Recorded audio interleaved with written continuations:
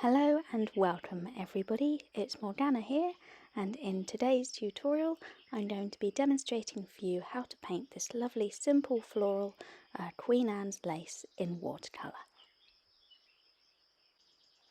So I'm beginning today using a new piece of equipment, or at least for me this is new. This is a mask pen. Basically all it is a little bottle of masking fluid attached to a fine nib. You can see I removed the little cap there. You can see it's comes to a fine point. This dispenses the masking fluid. I do believe it's a 0.8 millimeter nib, so it's you can use it sort of the same way you would a pen or pencil to draw out your design, as you can see I have done here. So this is my Queen Anne's lace. You can see I've sketched it in sort of quite roughly using the mask pen. I wanted to maintain this sort of raggedy spontaneity in these blooms. They're quite sort of wild and wayward, and you see them in the hedgerow sort of springing up all over the place. This, of course, drawing them this way will keep the white of the paper where I have put the masking fluid, and means that I can paint over it and introduce darker colours all around, and then when I take off the masking fluid we'll still get that lovely white flower sort of peeping through. If you don't have one of these mask pens, you can obviously do it using a regular sort of bottle of masking fluid and a fine brush. It may just take you a little longer, or perhaps not. It did take me a little while to master the mask pen. What you see here is my second attempt at using it. I will just say that if you do decide to try one of these, it does come out quite urgently, so to say. So a little bit of practice on the back of an old painting or on some spare scrap paper is highly recommended. So now that I've got my masking fluid down, all I'm doing is washing over the whole piece of paper with some clean fresh water, ready to put down the first wash. And I'm starting it off quite pale here. This is just me sort of checking the colours and checking that I'm happy with them. This is some raw umber going on to begin with, although it looks a little bit like burnt sienna here. It's so diluted. And I'm mixing it with a little bit of ultramarine blue. These two together create a wonderful sort of soft grey coloured neutral, which I really think helps to bring out the sort of beauty and delicacy of the Queen Anne's lace blooms.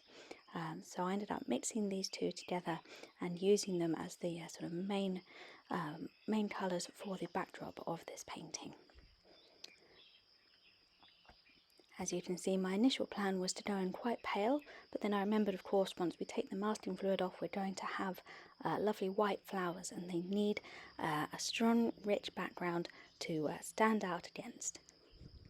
So I decided to switch to a different brush and some darker colour. As you can see, this is just my little palette here. It's actually a saucer. And this is literally just raw umber and ultramarine. You can see it makes this wonderful soft grey colour. And I'm using a mop brush to just dab it on. Now that we've got that paper really nice and wet, it soaked up a lot of the water that I put on initially, so you can see the paint's going on really nice and easily. And I'm just sort of mixing as I go, mixing the colours up so we get a nice almost mottled background, and I'm just really making sure I get the paint into all the sort of the free space paper that's between the bits of the masking fluid. Sometimes when you've got it sort of all bunched up like this, the masking fluid, if you're doing sort of quite a lot of detail work with it, it's easy to sort of skim over it with the large brush, and you don't get all the paint into all the little crevices. So this is one of the reasons I'm using the mop brush today, which is perhaps a little small for the task of filling the whole large sheet of paper, but I think it's I think it's performing admirably. This is a size 10 mop brush from Escoda Ultimo synthetic range, but of course you can use any brush that you enjoy using and that fits the purpose.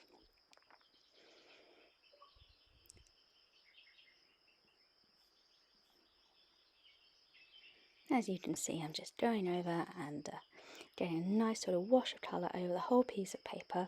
I'm deliberately leaving it quite sort of patchy in parts. I want sort of an almost marbling effect. I want the sort of different colours sort of merging and melding into each other. Nice sort of soft hues, soft almost wintry hues, which is appropriate, I suppose, as we enter the chillier months here in the UK. We've got autumn starting to draw its cloak around us, so these lovely grey neutrals were really calling to me while I was painting. So getting this lovely sort of marbled effect.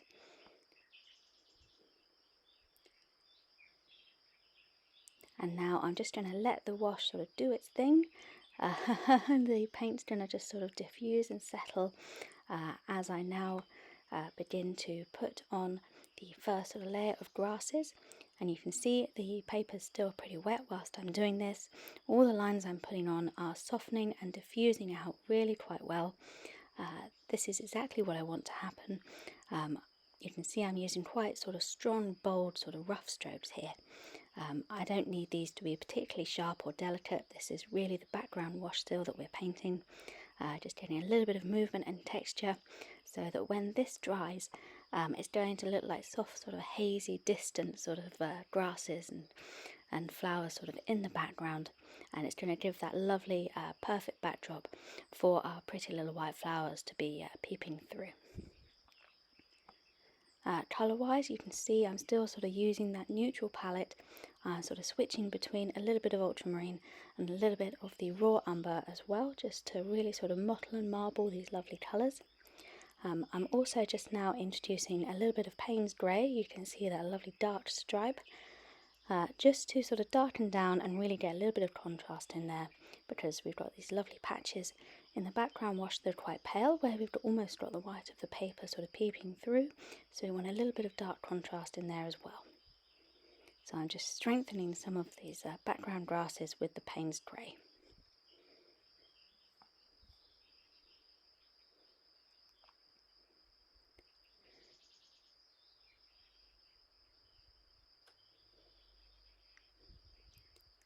And now for my last colour today, I'm using Cerulean Green, just to introduce a little bit of a green tone here. Of course, this is a sort of plant and grass based painting, so really I sort of felt that I should really be using more greens. However, I love these sort of lovely wintry neutrals, but I just wanted to introduce the Cerulean Green as it's really dark and rich, sort of a lovely ivy green, and I think it complements the rest of the colours beautifully. Gives us that lovely sort of green meadow hint without overpowering that sense of sort of lovely neutral colour that we get. For anybody interested, the brushes that I'm using to pop these soft lines in are my sword liner brushes from Pro Art, size large and size small. I'll pop a full list of my equipment in the video description below as always. My paper today is Milford brand 100% cotton paper, which is why it's soaked up the water really nicely. And this is how it looks once it's dry. I sort of left it to settle for a little while and then gave it a quick blast with my hairdryer just to speed up the drying process, because I'm impatient like that. And now all I'm doing is going over where I've already put these lovely sort of soft wispy grasses in. You can see they've softened down. We've actually got this really nice sort of washy background, this lovely backdrop here, against which I'm now putting in some finer and more delicate brushes, delicate grasses, using my sword liner brush size small.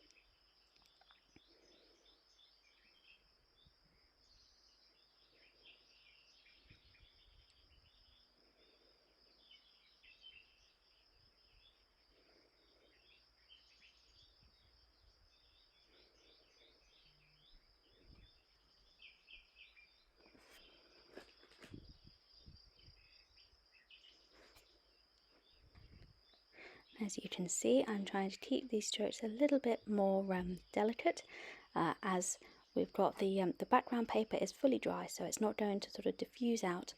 I'm trying to keep them quite delicate, but also quite sort of bright and spontaneous, so they sort of harmonise with the background wash as well. I'm using again that lovely neutral tones, those lovely neutral sort of colours that I've got mixed up on my palette. And I've just popped ahead a little bit because all I was doing was layering up, and really you can just layer up your grasses until you're happy with the final result.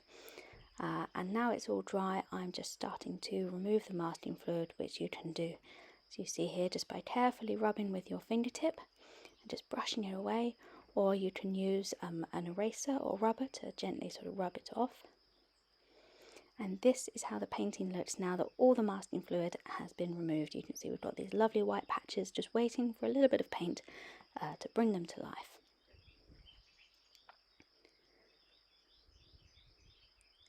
And so I'm starting again, layering up these grass stems. You can see a lot of layering in this painting, but what we now need to do is, you can see we've got these lovely sort of white marks, these lovely white stalks of the Queen Anne's lace, and they just need to be rooted into the painting a little bit, because otherwise they sort of look like they've just been laid on top, because of course with the masking fluid all our paint has sort of gone around, hasn't gone over it at all. So I'm just deepening the colours around the base where we've got the masking fluid lines, just sort of settling them into the painting, going over the white lines with a few sort of careful brush strokes and just making them look a little more settled into the painting.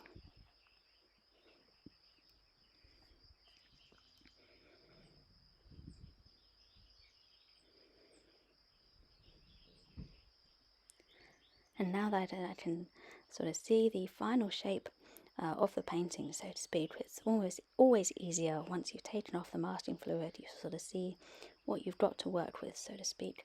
I'm getting a little bit bolder and making these lovely sort of thick grassy shapes with my sword brush here.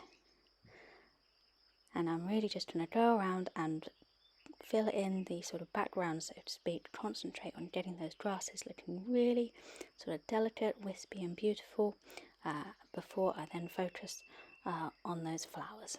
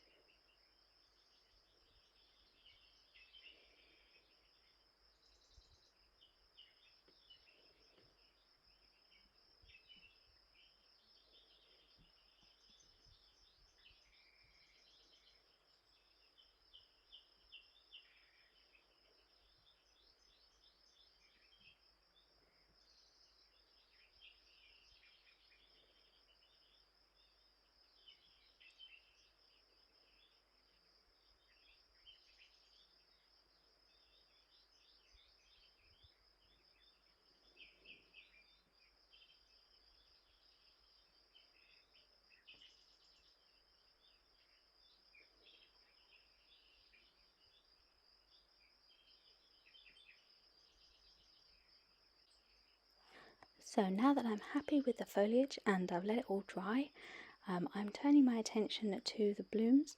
As you can see, I've switched to a small brush. This is a small round brush, size 4, and I'm just carefully dabbing on little sort of bits of colour here and there among the sort of white freckles that we've got for this lovely sort of clustered white flowers, and not darkening them down too much. You can see I'm trying to be quite careful, just adding in sort of little dark patches here and there, little dabs of colour, just to really give these flowers their full sort of shape and form. These blooms, Queen Anne's lace, are also known in the UK at least as cow parsley or wild chervil. They spring up all over the place, and they're these little fuzzy heads full of these little tiny, each individual blossom is actually very small, these little clusters like stars of little white flowers. That's what I'm trying to sort of bring to life here by using these little dabs of colour to just sort of almost separate out those little individual fuzzy little star-like blooms that make up the whole sort of large, beautiful sort of head of flower that you actually that you see in the wild. And I'm using a mixture of colours here. I'm using the sort of lovely slightly brownish neutral tone that we've already got peeping through that sort of scribbled on masking fluid area. and I'll be using the Perylene Green as well, just to darken down here and there, just because it's such a lovely rich colour. You can see I'm almost sort of outlining these little fuzzy spots here, and just basically just go in and do what seems right. I know that seems silly, but for this sort of thing I think it's really important to just sort of take a good look and follow your artist's instinct. Don't worry too much about it being precise, because this is of course a lovely loose watercolour painting. And just go in with your little brush and just start dabbing away and just follow your sort of artist instincts on this, just to see what needs to be done, just to sort of bring these little white balloons to life.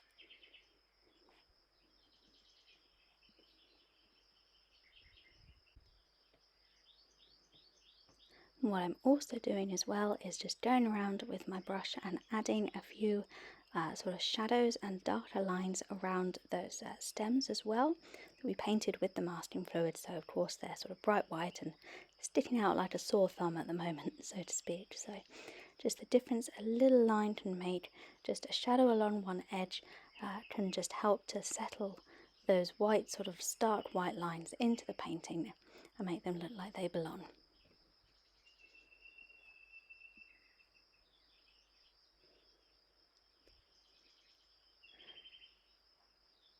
So I'm not going to show on camera myself painting every single one of these little flower heads, because it did take a little bit of time, and so it's going to be quite a long video already. So I've just skipped ahead a little. You can see those ones on the left there I've done, but I'm leaving that last central one to show you again just how I'm putting in these little highlights and lowlights, little dabs of colour to bring these little fuzzy blossoms to life.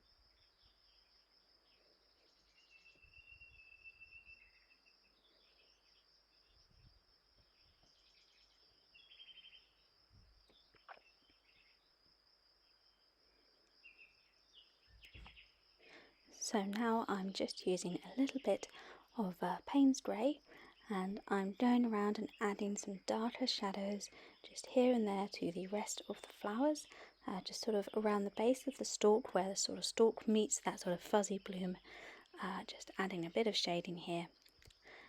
And adding a little bit more detail.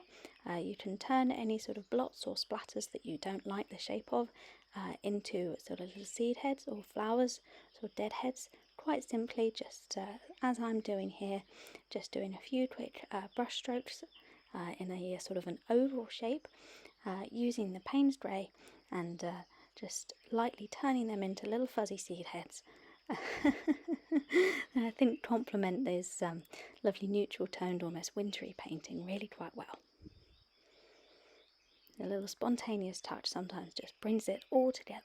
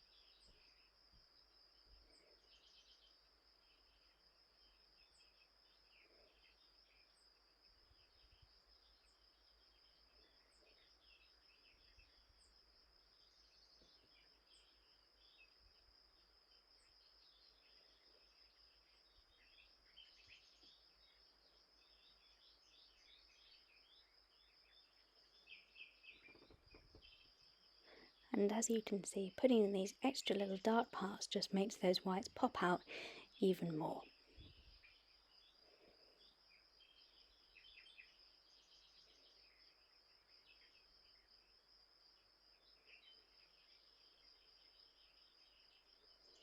Now, as you can see, this is the sort of painting that it's very easy to fiddle with until the end of time, essentially. This is because there's so much going on, but at the same time it's so wonderfully simple. You can feel like you can keep going in and adding little bits, little bobs here and there. I could have probably kept on working on this painting for quite a lot longer than I did. I think you have to decide how complex a painting you want it to be and know when it's time to stop. And I wanted this to remain quite, well, relatively simple at least. We've got our lovely sort of Queen Anne's lace, those lovely fairy blooms. We've got the lovely neutral background, and any mistakes turned into these little raggedy seed heads and buds here.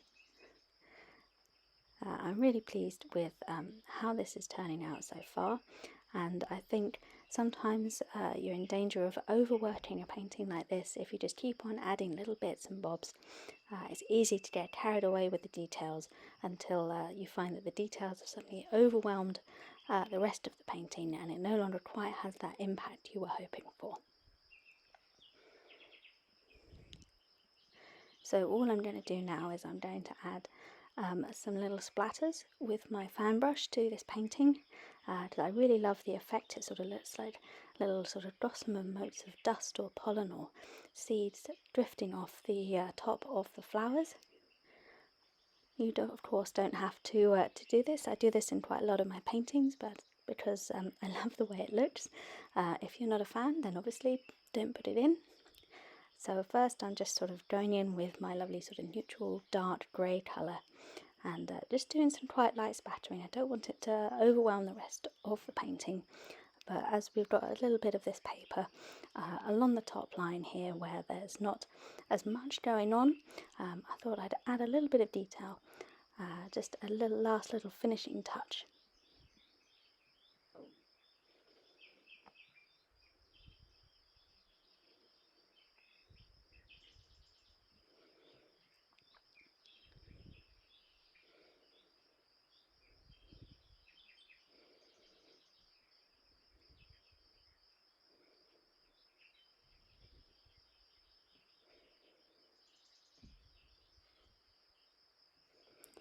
really hoping you can see this properly. I hope my camera has picked up the detail well enough for you to see these little delicate little splatters going in here.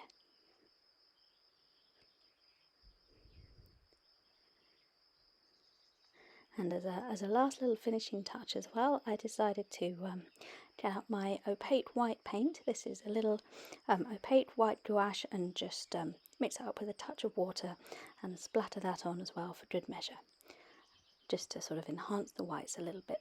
You can't see it so well, it sort of faded down a little bit once it dried, but if you look closely you can still see these little delicate sort of pale patches where the splatters have caught on the darker parts of the painting, and I think it looks really delicate and really pretty.